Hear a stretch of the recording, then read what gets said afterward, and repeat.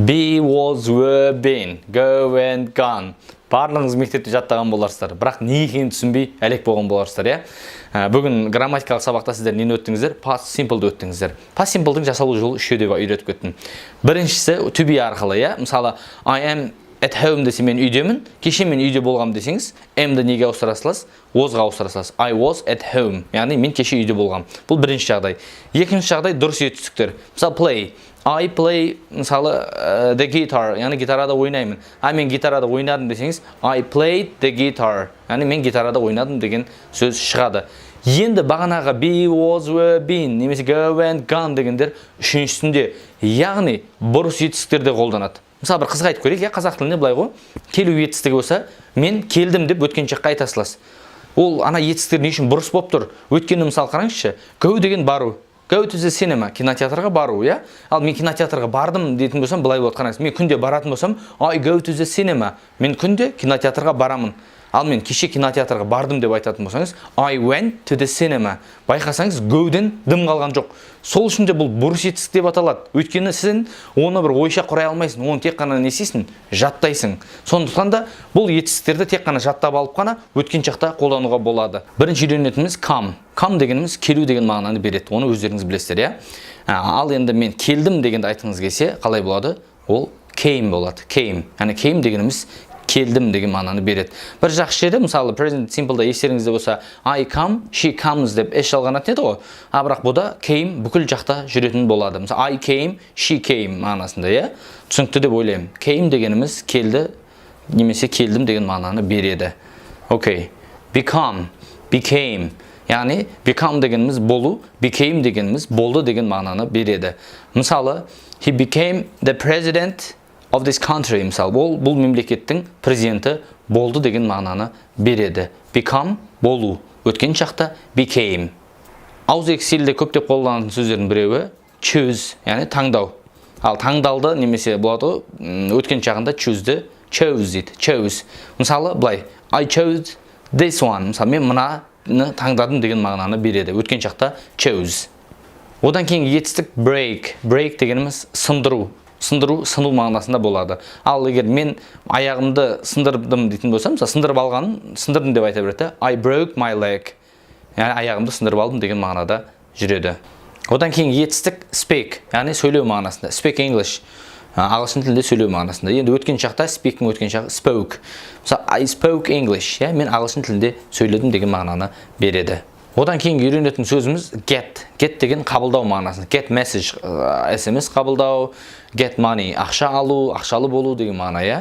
Енді get-тің өткен жағы got. Got. Мысалы, I've got nothing, I got nothing. Мысалы, менде еш нәрсе жоқ деген мағынаны береді. Got. Get-тің өткен жағы got. Одан кейінгі өтетін етістігіміз forget, яғни ұмыту.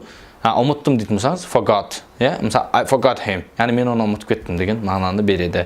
Мысалы, I forgot about our meeting. Яғни біздің кездесуіміз жайлы мен ұмытып кетіппін деген мағынаны береді. Forget. Ұмыту. Ұмыттым өткен шақта forgot. Сіздер жақсы көретін бір етістік wake. Ояну. Мен ояндым деп айтатын болса қалай болады? Естеріңізде болса I wake up at 7 o'clock деп жаттаңыздар, мен сағат 7-те оянам деп. Бірақ мен сағат 7-те кеше ояндым десе қалай болады? I өткен жағында woke болады, I woke up at 7 o'clock. Wake-ің өткен жағы woke. Одан кейін керек етістіктің біреуі wear. Wear дегеніміз не болады? Кию. Очки тағу wear glasses. Мысалы, wear dress десе, киім кию мағынасында болады. Енді wear деген сөздің өткен жағы wore. Мысалы, мен кеше очки тақтым десеңіз, I wore glasses yesterday. Яғни мен кеше очки тақтым деген мағынаны береді. Тағы да сіздер жақсы көретін сөз drive. Несеу? Айдау деген мағынада, иә? Машина айдау. I drive a car. Мен машина айдаймын. Мен 3 күн бұрын машина айдадым десе, I drove a car 3 days ago. Яғни 3 күн бұрын мен машина айдадым деген сөз шығады. Одан кейін тағы үйреткім келетін сөз write. Write деген жазу деген мағынаны береді. Мен жаздым десеңіз wrote болады. Write-тің өткен жағы wrote. Write, wrote. Wrote-тің түсінікті ғой? Wrote деген write-тің өткен жақ формасы. Мысалы, I wrote a letter. Яғни мен хат жаздым деген мағынаны береді. Одан кейін үйреткім келетін сөз know. Know деген білу. Яғни мен білдім десеңіз knew дейсіз. I knew about it. Яғни мен бұл туралы біліп едім деген мағынаны береді. Мысалы, Тағы бір айтып көрейік. I knew him, яғни мен оны білетін едім. Яғни know'дың өткен жағы know білу, білді деген knew. Тағы да керемет етістердің біреуі, сіздерге қажет етістің біреуі eat деген жеу деген мағына. Мысалы, I ate sandwich yesterday. Мен кеше сэндвич жедім деген мағынаны береді. Сіздерге көп қолданылатын етістің біреуі see деген көру деген білесіздер, мысалы деген.